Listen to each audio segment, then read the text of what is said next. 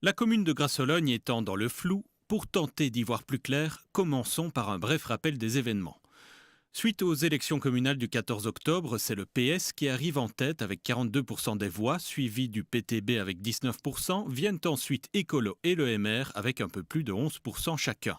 En termes de sièges, le PS en a 15, le PTB 5, Écolo 3, le MR 3 et le RCGH 1.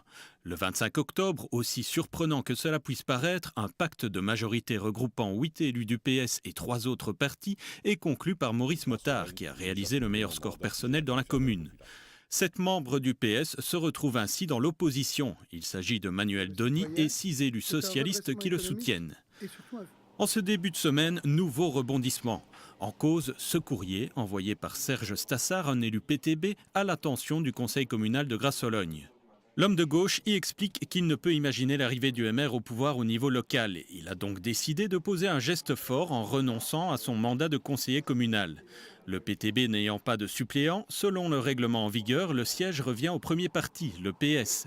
Et à l'auteur du 16e score de la liste, un soutien de Manuel Dony. Ce qui était en train de se mettre en place avant ce geste inattendu d'un élu PTB, c'était une coalition des perdants. Le MR moins 2 sièges, le CDH moins 2 sièges, Écolo qui avait gagné partout sauf chez nous, et on faisait une coalition anti.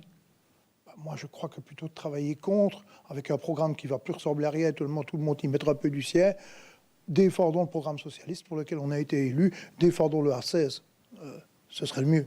Devant cet énième épisode communal, Manuel Dony souhaite envoyer un signal d'apaisement à Maurice Motard en lui demandant de mettre leur rivalité de côté.